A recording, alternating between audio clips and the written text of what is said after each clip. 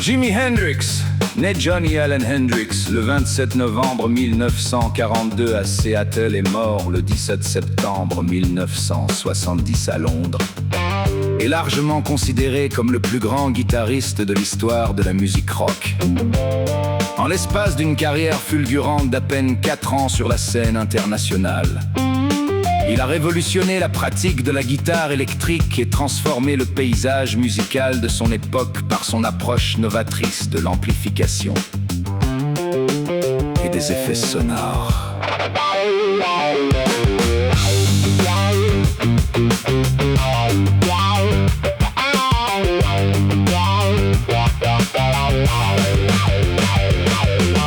Une jeunesse marquée par la musique et la rigueur, élevé dans un milieu modeste et instable, le jeune garçon se prend de passion pour le blues et le rock'n'roll.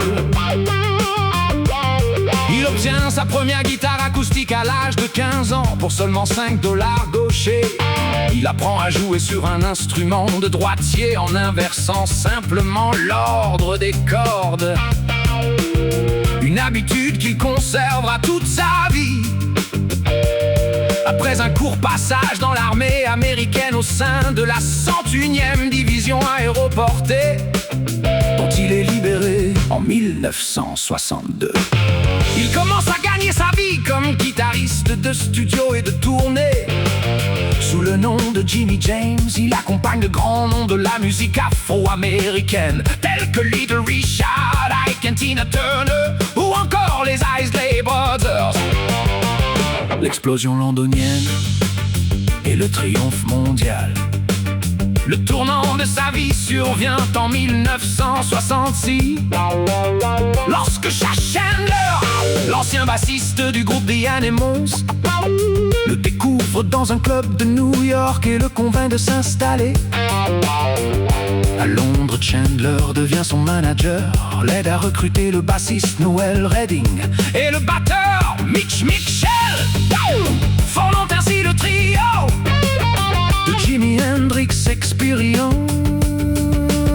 En quelques mois, le groupe conquiert l'Europe avec des succès comme Hey Joe, Purple Haze et The Wind Cries Mary.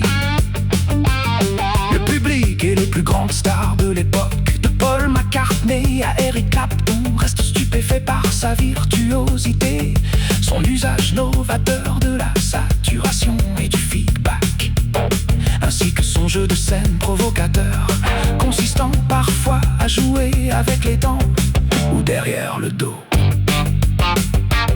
Le public américain le découvre véritablement en juin 1967, lors du Festival international de pop de Monterrey, une performance historique qui s'achève par le sacrifice de sa guitare qu'il enflamme sur scène avant de la fracasser. Le premier album du groupe, Are You Experienced, sorti la même année, s'impose immédiatement comme un chef-d'œuvre du rock psychédélique. Il est suivi par Axis, Paul Love, puis par le double album magistral Electric Ladyland en 1968, qui comprend sa célèbre prise de Bob Dylan, All Along the Watchtower.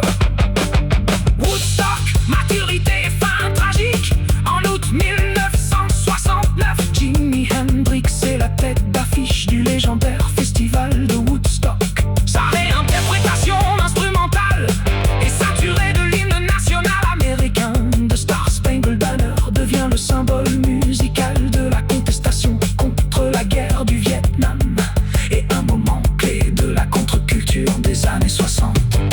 Après la dissolution de l'expérience, il explore de nouvelles directions musicales, notamment vers le funk et le jazz rock, en formant le groupe Band of Gypsies avec Billy Cox et Buddy Miles, épuisé par le rythme effréné des tournées, les pressions de l'industrie musicale et une consommation excessive de drogue. Le musicien s'éteint tragiquement à l'âge de 27 ans dans une chambre d'hôtel londonienne, rejoignant ainsi ce que les historiens du rock appelleront plus tard le club des 27. Un héritage technique et artistique inégalé.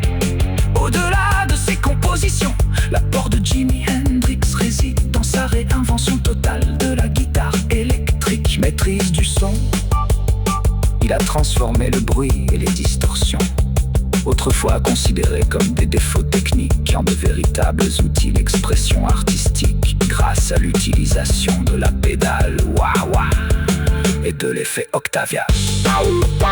Pionnier du studio, il a utilisé le studio d'enregistrement comme un instrument à part entière, expérimentant le mixage stéréophonique et les techniques de multipistes, fusion des genres. Il a jeté les ponts entre le blues traditionnel, le rock psychédélique, le funk et la musique expérimentale, influençant des générations de